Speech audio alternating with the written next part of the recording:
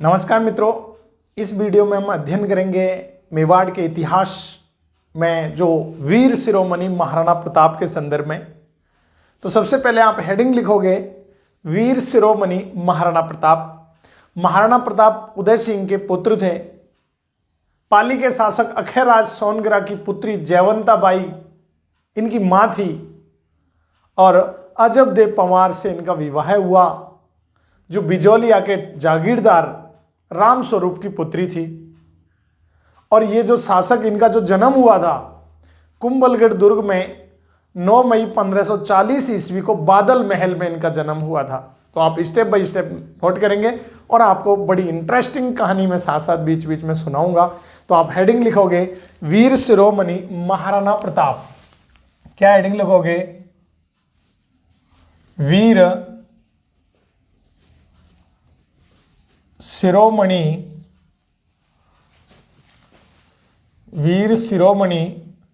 महाराणा प्रताप।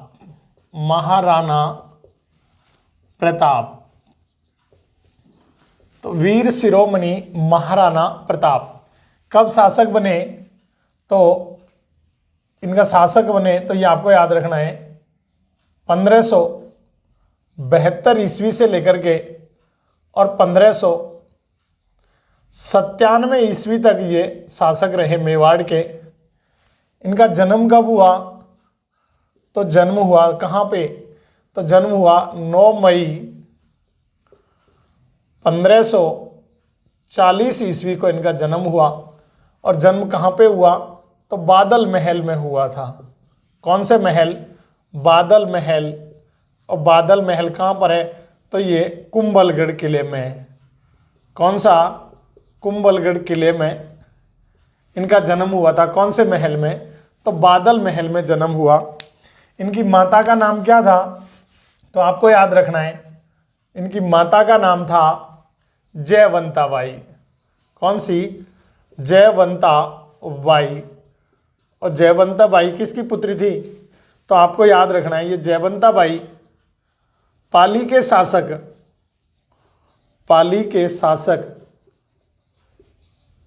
अखेराज सोनगरा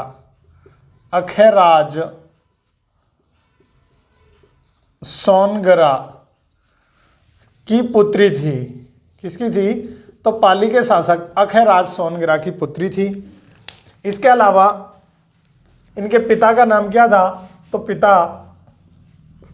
पिता का नाम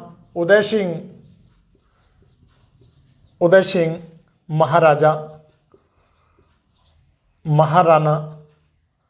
तो महाराणा उदय सिंह महाराणा थे। और इनकी पत्नी का नाम क्या था? तो प्यारे दोस्तों, इनके विवाह किसके साथ हुआ? अजबदे के साथ इनका विवाह हुआ। और अजबदे कहाँ की थी? तो अजबदे बिजौलिया के, कौन से? तो बिजौलिया। और बिजौलिया के ठाकुर राम स्वरूप की पुत्री थी। किसकी? तो राम स्वरूप की पुत्री थी। कौन? जो महाराणा प्रताप की पत्नी थी। तो कहाँ की थी? अजबदे। और अजबदे बिजौलिया के ठिकानेदार राम स्वरूप की पुत्री थी। माता जयवंता बाई जो किसकी? तो पाली के शासक अखेराज सोनगरा की पुत्री थी। और इनका जो बादल महल में 9 मई 1540 ईस्वी को इनका जन्म हुआ था। किसका? महाराणा प्रताप का।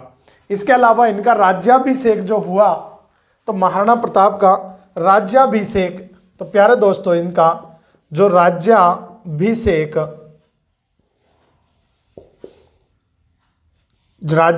हुआ, तो राज्याभिषेक प्रारंभ में तो पहले तो कहाँ पे हुआ?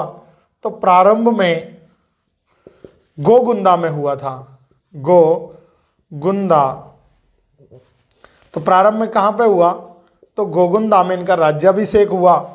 और विधिवत रूप से, कैसे? विधिवत रूप से कहाँ पे हुआ? तो कुंभलगढ़ में हुआ। कौन से गढ़ में? कुंभलगढ़। और कुंभलगढ़ में पुनः हुआ था कब? 28 फरवरी 1572 ईस्वी को हुआ था। कब? तो 28 फरवरी 1572 ईस्वी को, इसकी जो मैं कहानी आपको बता देता हूँ कि प्यारे दोस्तों, जब महाराणा या राणा उदय सिंह की मृत्यु हुई तो उदय सिंह की मृत्यु पे यानी उसका दाह संस्कार किया जा रहा था गोगुंदा में। जब उदय सिंह का दाह संस्कार गोगुंदा में किया जा रहा था तो मेवाड़ की परंपरा के अनुसार, तो मेवाड़ में एक परंपरा थी कि जब महाराज की, किसी भी महाराज की मृत्यु होती थी तो जो उसका उत्तराधिकारी ज्येष्ठ पुत्र होता था, जो नेक्स्ट राजा बनना था, वो उस दाह संस्कार में शामिल नहीं होता था। यानी वो महल में उसका राज तिलक होता और बाकी लोग जो भी नाते रिश्तेदार और जो परिवार बंधु थे वो सभी महाराजा का दाह संस्कार करते थे। तो उसी परंपरा के अनुसार महाराजा उदय सिंह ने अपने जीते जी किसको, जगमाल को यहाँ का राजा घोषित कर दिया। और जगमाल को मेवाड़ का राजा इसलिए घोषित कर दिया क्योंकि उसकी माँ, जगमाल की माँ का नाम था भटियानी रानी, और भटियानी रानी सुंदर थी। तो भटियानी रानी का प्रभाव था किस पर, महाराणा उदय सिंह पर। तो भटियानी रानी के प्रभाव में आकर के महाराणा उदय सिंह ने पहले ही घोषणा कर दी थी कि मेरी मृत्यु के बाद में अगला शासक कौन बनेगा, जगमाल बनेगा। जबकि उत्तराधिकारी बड़े के हिसाब से किसका बनना था, प्रताप का शासक बनना तय था, लेकिन जगमाल की घोषणा कर दी। तो क्या हुआ कि जब गोगुंदा में जब दाह संस्कार किया जा रहा था तो जगमाल का छोटा भाई था सगर सिंह, तो राजकुमार सगर सिंह वहां पे उपस्थित था और ग्वालियर के शासक राम सिंह ने उसको पूछा, सगर सिंह को, कि भाई आपका भाई कहाँ पे, वो क्यों नहीं आया दाह संस्कार में। तो उसने बताया कि वो तो महाराजा ने उसको उत्तराधिकारी घोषित कर दिया, तो वो तो कुंभलगढ़ दुर्ग में और उसका राज्याभिषेक हो रहा है। इधर जगमाल का राज्याभिषेक कुंभलगढ़ दुर्ग में हुआ और यहाँ पे दाह संस्कार में प्रताप उपस्थित था। प्रताप का जब लोग, जो ये पाली के शासक अखेराज सोनगिरा थे, तो उत्तराधिकारी की वजह से ये उखड़ गए और इन्होंने महाराणा प्रताप की मदद की।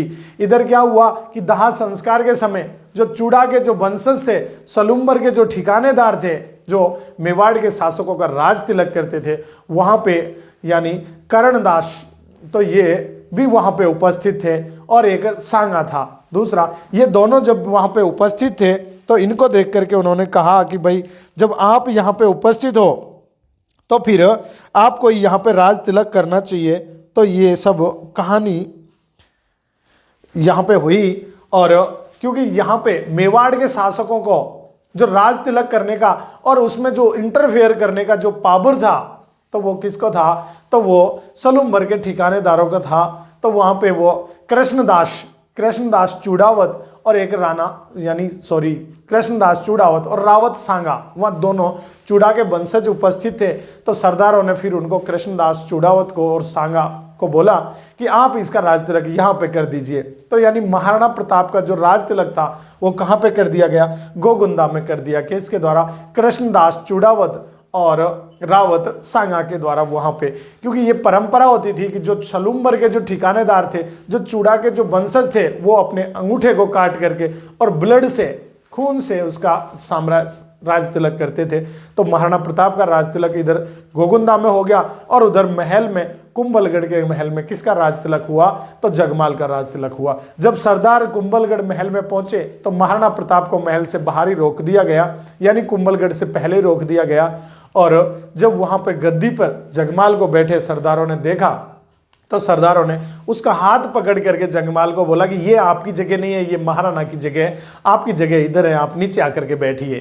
तो ये जगमाल का अपमान हुआ और जगमाल इस अपमान को सह नहीं पाया और जब अपमान का बदला लेने के लिए जगमाल यहाँ से कहाँ चला गया, अकबर की सेना में जाकर के अकबर से मिल गया। कौन, जगमाल। फिर यहाँ पे महाराणा प्रताप को राजा बनाया गया और वीर शिरोमणि यानी राव प्रताप के जयकारों से पूरा कुंभलगढ़ गूंज उठा। और दोबारा से जो विधिवत रूप से इसका राज्याभिषेक हुआ वो कब हुआ, तो 28 फरवरी 1572 ईस्वी को महाराणा प्रताप का राज्याभिषेक पुणे कहाँ पर हुआ, कुंभलगढ़ के किले में इसका राज्याभिषेक हुआ महाराणा प्रताप का। जब महाराणा प्रताप का राज्याभिषेक हुआ उसके बाद में यानी जो ठिकानेदारों के द्वारा कहा गया था कि इस समय अकबर जैसा महान योद्धा आपके विपक्ष में मेवाड़ को अतिक्रमण करना चाहता है, मेवाड़ को युद्ध में पराजित करना चाहता है और जगमाल को कहा इस समय तो कोई वीर योद्धा होना चाहिए, इसको बनाया गया। इस घटना को मेवाड़ महलों की क्रांति या कुंभलगढ़ महलों की क्रांति के नाम से जाना जाता है। फिर जब अकबर शासक था और अकबर ने महाराणा प्रताप को यानी अपनी अधीनता स्वीकार करवाना ही चाहिए और अधीनता स्वीकार करवाने के एवज में महाराणा प्रताप को 4 शिष्टमंडल भेजे अकबर के द्वारा। और 4 शिष्टमंडलों में किस किस को भेजा, तो जमा भट्ट एक ट्रिक आपको याद रखनी है। तो यानी विधिवत रूप से इसका राज्याभिषेक कब हो गया, तो 1572 ईस्वी में विधिवत रूप से इसका राज्याभिषेक कर दिया गया। इसके अलावा यहाँ पे किसके द्वारा, तो यानी अकबर के द्वारा तो प्यारे दोस्तों अकबर के द्वारा क्या किया गया कि अकबर के द्वारा कितने 4 शिष्टमंडल भेजे गए। कौन से मंडल, 4 शिष्टमंडल भेजे गए। और 4 शिष्टमंडलों में किसको भेजा, तो इसमें भेजा था जमा भट्ट को। किसको, जमा भट्ट। ये ट्रिक आपको याद रखनी है। देखो जैसे क्या बनता है, जैसे जलाल खां, कौन सा, तो जैसे जलाल खां को सबसे पहले भेजा कब, तो जलाल खां को 1572 ईस्वी में भेजा था। कौन सी में, 1572 में। मां से मानसिंह को भेजा था, मान से मानसिंह को, इसको 1573 ईस्वी में भेजा था। इसके अलावा भय से भगवंत दास को भेजा था, भगवंत दास। किसको भेजा, तो भगवंत दास को भी 1573 ईस्वी में भेजा था। इसके अलावा टै से भेजा था टोडरमल को। कौन सा मल, तो टोडरमल को भी 1573 ईस्वी में भेजा था। तो ये अपन को याद रखना है। यानी महाराणा प्रताप को अधीन करने के लिए यानी अकबर ने 4 शिष्टमंडल भेजे कि महाराणा प्रताप अकबर की अधीनता स्वीकार कर ले। उसमें सबसे पहले किसको भेजा, ये जलाल खां को भेजा था 1572 में। फिर मानसिंह को भेजा, फिर भगवंत दास को भेजा, ये दोनों जयपुर के थे। और अंत में टोडरमल को भेजा था। लेकिन बात नहीं बनी और उसके बाद में युद्ध हुआ और वो युद्ध किस नाम से जाना जाता है, हल्दी घाटी के युद्ध के नाम से जाना जाता है। तो कौन सा युद्ध हुआ, हल्दी घाटी का युद्ध हुआ। और हल्दी घाटी का युद्ध कब हुआ प्यारे दोस्तों, हल्दी घाटी। और हल्दी घाटी का जो युद्ध हुआ ये कब हुआ, 18, ये कई बुकों में इसको 21 जून मिलता है। कब, 21 जून, ये 1576 ईस्वी को युद्ध हुआ। कौन सा युद्ध, हल्दी घाटी का युद्ध। और किस किस के बीच में हुआ, तो ये अकबर वर्सेज कौन था, तो महाराणा प्रताप। किसके बीच में हुआ, तो अकबर और महाराणा प्रताप के बीच में ये हुआ। इसमें अकबर का जो सेनापति था वो तो महाराजा मानसिंह था, जबकि इसमें प्रताप का सेनापति कौन था, एक मुस्लिम था, हकीम खां सूरी था। तो ये अपन को याद रखना है। यहां मैं लिख देता हूं प्रताप का यह सेनापति। तो प्रताप का सेनापति तो कौन था, तो हकीम खां सूरी। तो हकीम खां सूरी था। इसके अलावा अकबर का सेनापति कौन था, तो अकबर का सेनापति यहां पे था, कौन था, एक तो मानसिंह और दूसरा था आसफ खां। तो यानी किस किसके, मानसिंह। और इसमें अकबर की सेना में यहाँ पे हाथी का नाम था, तो एक हाथी था और हाथी जो मानसिंह का हाथी था उसका नाम था मर्दाना। कौन सा हाथी था, तो मानसिंह का हाथी मर्दाना था। और यहाँ पे हकीम खां सूरी का जो हाथी था या महाराणा प्रताप का जो हाथी था और उसका नाम क्या था, तो ये हाथी था राम प्रसाद। कौन सा प्रसाद, तो एक तो राम प्रसाद था और एक दूसरा लूना। 2 हाथी थे। कौन कौन से, एक तो राम प्रसाद जो रीट की एग्जाम में ये पूछा जा चुका है कि इस युद्ध में इसका हाथी, कौन से हाथी का उपयोग किया गया था, तो आपको याद रखना है राम प्रसाद और मर्दाना। इसके अलावा इसका मानसिंह का दूसरा हाथी भी था, तो वो था गजमुक्ता। तो इधर भी 2 हाथी थे, मर्दाना और गजमुक्ता। और इधर राम प्रसाद और लूना, ये जो हाथी कई बार एग्जामों में पूछ लिए गए। इसलिए युद्ध हुआ। इसमें क्या हुआ कि महाराणा प्रताप अकबर के द्वारा किसको, मानसिंह को सेनापति बनाया गया। और मानसिंह को सेनापति क्यों बनाया गया, क्योंकि मानसिंह अकबर का विश्वास पात्र था, योग्य था, शक्तिशाली था। और इसके अतिरिक्त यानी अकबर को पता था कि मानसिंह के जो पूर्वज थे वो पहले मेवाड़ के जागीरदार हुआ करते थे। मानसिंह के जो पूर्वज थे यानी भगवंत दास और भारमल और वो सब कहाँ के, मेवाड़ के जागीरदार हुआ करते थे। लेकिन जब 1562 ईस्वी में इन्होंने अकबर की अधीनता स्वीकार कर ली तो ये अकबर से जाकर के मिल गए। तो उसको पता था कि जब मानसिंह महाराणा प्रताप के सामने युद्ध लड़ने जाएगा तो उसका क्या है कि महाराणा प्रताप अपना आपा खो देंगे, कंट्रोल खो देंगे, क्योंकि महाराणा प्रताप की नजर में मानसिंह एक महज बागी जागीरदार से ज्यादा कुछ नहीं था। यानी महाराणा प्रताप को मानसिंह एक बागी जागीरदार समझता था और राजा महाराजा नहीं समझता था। तो यानी सिर्फ जागीरदार की हैसियत थी उसकी नजर में। तो ये इसकी वजह से इसको मानसिंह को बनाया गया। और जो इस दुर्ग की या इस रणनीति अकबर के द्वारा बनाई गई, ये मैगजीन दुर्ग में बनाई गई, जबकि यहाँ पे महाराणा प्रताप के द्वारा कुंभलगढ़ के दुर्ग में इसकी रणनीति बनाई गई। तो आपको याद रखना है कि अकबर के द्वारा रणनीति, अकबर ने तो रणनीति कहाँ पे बनाई थी, तो अकबर के द्वारा रणनीति, तो अकबर ने तो रणनीति कहाँ बनाई थी, तो रणनीति बनाई थी अजमेर में। कौन से दुर्ग में, मैं यहाँ लिख देता हूँ, तारागढ़ दुर्ग। इसी का दूसरा नाम क्या है, तारागढ़ दुर्ग। तो तारागढ़ दुर्ग में, इसी को मैगजीन दुर्ग कहते हैं।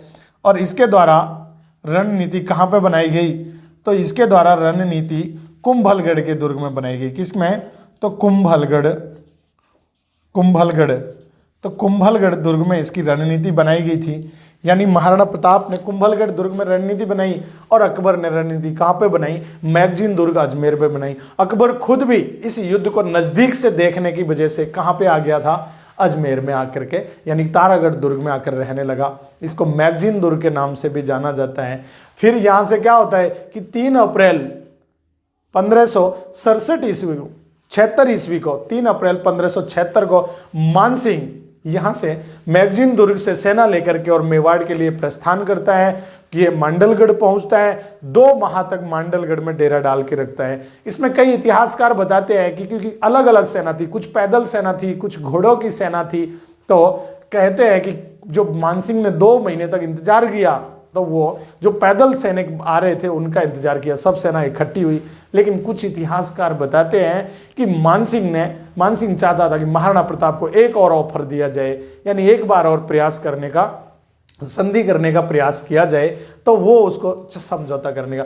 इधर क्या हुआ कि यहां से चल करके और आगे चला जाता है कौन, गलीचा जगह है वहां पे, बलीचा में चला जाता है कौन, यहाँ से मांडलगढ़ से मानसिंह अपनी सेना को 2 महीने मांडलगढ़ रोकता है, फिर बलीचा नामक स्थान पर चला जाता है और बलीचा से मात्र 10 मील की दूरी पर रह जाती है महाराणा प्रताप की सेना। इधर महाराणा प्रताप की तैयारियां चल रही थी। महाराणा प्रताप ने हल्दी घाटी के जो आसपास का जो मैदानी क्षेत्र था उसको पूरा तहस नहस कर दिया, उसको जला के राख कर दिया, ताकि जो अकबर की सेना है उसके जो जानवर थे उनको घास ना मिले और जो सेना थी उसको खाने पीने के लिए कुछ ना मिले, तो उसको बर्बाद कर दिया था महाराणा प्रताप के द्वारा। क्योंकि जब हाथी घोड़ा जो भी जानवर आएंगे उनको खाने पीने के लिए नहीं मिलेगा तो फिर वो वैसे भाग जाएंगे, तो उसको पूरा जला करके राख कर दिया गया।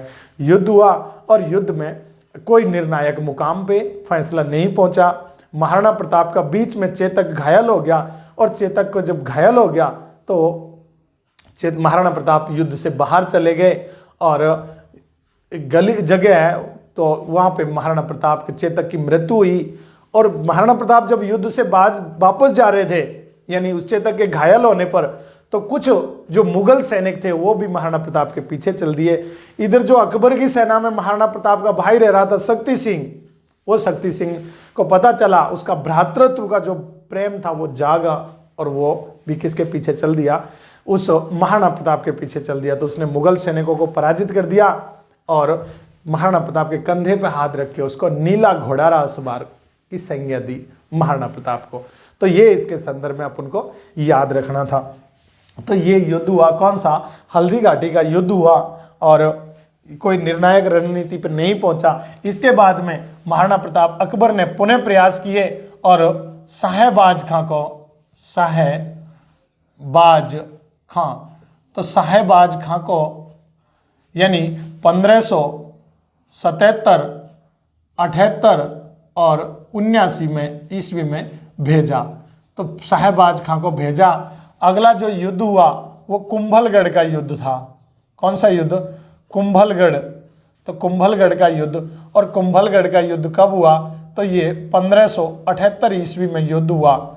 और ये इसका यानी मुगल सेनापति कौन था? शाहबाज खां था। और प्रताप के बीच में हुआ। इसमें भी कोई निर्णायक फैसला नहीं हुआ। और बाद में युद्ध हुआ जो दिवेर का युद्ध था। कौन सा? दिवेर का युद्ध। और प्यारे दोस्तों, ये जो दिवेर का युद्ध हुआ ये 1582 ईस्वी में हुआ था। और इसमें यानी मुगल सेना का जो थी, मुगल सेना, तो मुगल सेना का तो सेनापति तो कौन था? तो मुगल सेनापति तो था सुल्तान खान था। कौन था? सुल्तान खान। और मेवाड़ सेना का सेनापति कौन था? सेना का सेनापति, तो मेवाड़ सेना का सेनापति कौन था? यानी महाराणा प्रताप का पुत्र था। और उसका नाम क्या था? अमर सिंह था। तो ये अमर सिंह था। इस युद्ध में क्या हुआ कि अमर सिंह ने इस सुल्तान खान की क्या कर दी? हत्या कर दी। और इसमें विजय किसकी हुई? तो विजय किसकी हुई? महाराणा प्रताप की इसमें विजयी हो गए महाराणा प्रताप। तो यानी दिवेर के युद्ध में किसकी विजय हुई थी? तो दिवेर के युद्ध में महाराणा प्रताप की विजय हुई, क्योंकि मुगल सेनापति जो था सुल्तान खान, उसको यानी महाराणा प्रताप के पुत्र अमर सिंह ने उसकी हत्या कर दी और दिवेर का युद्ध में विजय हुआ। इसके बाद में महाराणा प्रताप ने अंतिम बार जो प्रयास किया था, तो वो अंतिम बार प्रयास 1585 ईस्वी में जयपुर के शासक जगन्नाथ कछुआ को भेज करके प्रयास किया। तो आपको याद रखना है किसका? अकबर का अंतिम प्रयास। तो अकबर का अंतिम प्रयास किसको? तो ये आपको याद रखना है कब? 1585 ईस्वी में किसको भेजा? जगन्नाथ कछवाहा को भेजा। कछवाहा, तो जगन्नाथ कछवाहा को अंतिम प्रयास में भेजा। और बाद में महाराणा प्रताप ने जीते जी इसकी अधीनता स्वीकार नहीं की। बाद में महाराणा प्रताप की जो संकटकालीन राजधानी महाराणा प्रताप ने चावंड को बनाया। महाराणा प्रताप चावंड में रहने लगे और एक दिन धनुष पे प्रत्यांचा चढ़ाते समय चावंड में ही किसकी? महाराणा प्रताप की मृत्यु हो गई थी। तो ये मैं यहां लिख देता हूं कौन सी राजधानी? तो यानी प्रताप की संकटकालीन राजधानी के नाम से, संकटकालीन राजधानी के नाम से जाना जाता है। तो राजधानी, तो संकटकालीन राजधानी कौन सी थी? तो प्रताप की संकटकालीन राजधानी क्या थी? चावंड को बनाया था। चावंड किसको बनाया? तो चावंड को बनाया था।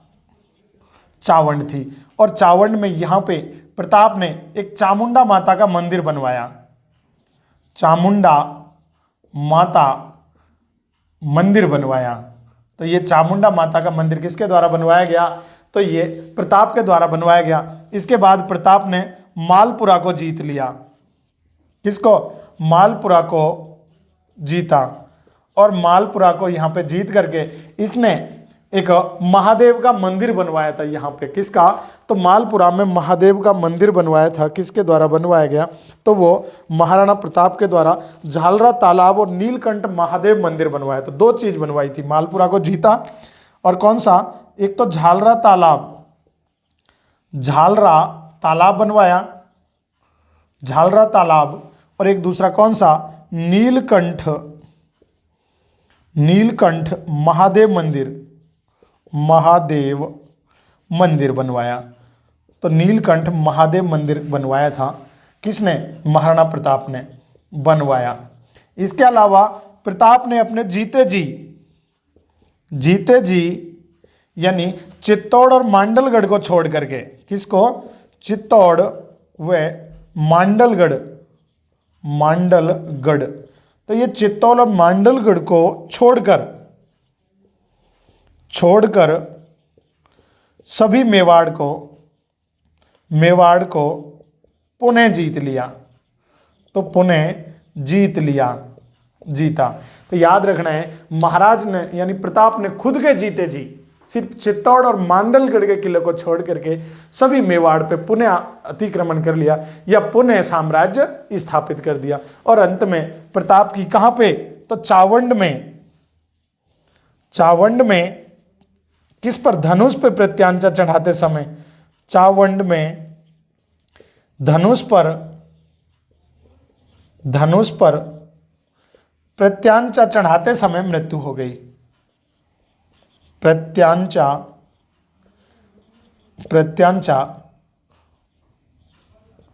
चढ़ाने से मृत्यु हो गई, यानी धनुष पे प्रत्यांचा चढ़ा रहे थे, उससे पैर में लगी और थोड़े दिन वो घाव हो गया और फिर महाराणा प्रताप की मृत्यु हो गई। इसके बाद में महाराणा प्रताप की जो यहाँ पे समाधि है तो वो कहाँ पर है, तो मांडलगढ़ में है। तो महाराणा प्रताप की समाधि कहाँ पे बनी हुई है, तो मांडलगढ़ में इसकी मृत्यु हो गई। और बारडोली में 8 खम्भों की छतरी बनी हुई है। तो ये अपन को याद रखना है। महाराणा प्रताप की मृत्यु कब हुई, तो मृत्यु हुई थी 19 जनवरी को, 19 जनवरी 1597 ईस्वी को इसकी मृत्यु हुई। और कहाँ पर है, बारडोली में 8 खम्भों की छतरी है। कितने खम्भों की, 8 खम्भों की छतरी बनी हुई है। तो महाराणा प्रताप की बारडोली में 8 खम्भों की छतरी बनी हुई है। कहाँ पर, बारडोली में। और मृत्यु कब हुई, 19 जनवरी को इसकी मृत्यु हो गई। 19 जनवरी 1597 ईस्वी को इसकी मृत्यु हो गई थी। किसकी, महाराणा प्रताप की। इसके अलावा बलीचा नामक स्थान पर, कौन से स्थान पर, मैं यहाँ लिख देता हूँ, बलीचा नामक स्थान पर, बलीचा में किसकी, चेतक की छतरी बनी हुई है। चेतक की छतरी, तो आपको याद रखना है चेतक की छतरी कहाँ पर बनी हुई है, बलीचा नामक स्थान पर बनी हुई है। इसके अलावा एक भामाशाह थे, कौन, भामाशाह और एक ताराचंद। भामाशाह और ताराचंद ये दोनों भाई थे। इन्होंने अपनी सारी संपत्ति महाराणा प्रताप को दान में दे दी, महाराणा प्रताप को दे दी। जब ये कुंभलगढ़ का युद्ध हुआ, हल्दी घाटी का युद्ध हुआ, तो महाराणा प्रताप जंगलों में भटक रहे थे और यानी उनके खाने के भी लाले पड़े हुए थे, उनके पास पैसे नहीं थे, पूरा साम्राज्य अकबर ने हत्या लिया था। तो क्या हुआ कि इस भामाशाह और ताराचंद नाम के 2 सेठ थे, दोनों भाई थे, और इन्होंने पूरी संपत्ति महाराणा प्रताप को दान में दे दी। फिर महाराणा प्रताप ने उससे दोबारा से सेना तैयार की और युद्ध किया, और दिवेर के युद्ध में महाराणा प्रताप की विजय हुई। तो महाराणा प्रताप ने ताराचंद और भामाशाह को क्या बना दिया, मंत्री बना दिया था।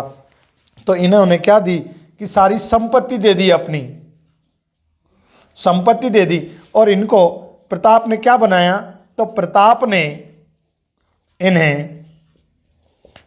ने इनको क्या बना दिया, मंत्री बना दिया, मंत्री बनाया। तो ये अपन को याद रखना था, किसके संदर्भ में, महाराणा प्रताप के संदर्भ में। मैं उम्मीद करता हूं कि ये वीडियो आपको बहुत इंटरेस्टिंग लगी होगी और आपकी महाराणा प्रताप बहुत अच्छे से समझ में आ गया होगा। जो भी मित्र चैनल पर पहली बार जुड़े तो एक बार चैनल को सब्सक्राइब कर दीजिए, वीडियो को लाइक कर दीजिए और इसको शेयर करना ना भूलें। जो भी आपके जो फ्रेंड हैं जो राजस्थान पुलिस की एग्जाम देने वाले हैं, कॉलेज लेक्चरर, स्कूल लेक्चरर की एग्जाम देने वाले हैं, तो स्कूल लेक्चरर के फर्स्ट पेपर में भी ये आएगा। इसके अलावा 2nd ग्रेड की जो एग्जाम देने वाले हैं तो उसमें भी ये हिस्ट्री के अंतर्गत पूछा जाएगा। तो जो भी मित्र इनकी तैयारी कर रहे हैं उनके लिए शेयर कर दीजिए। मिलते हैं नेक्स्ट वीडियो में, इजाजत चाहूँगा। जय हिंद।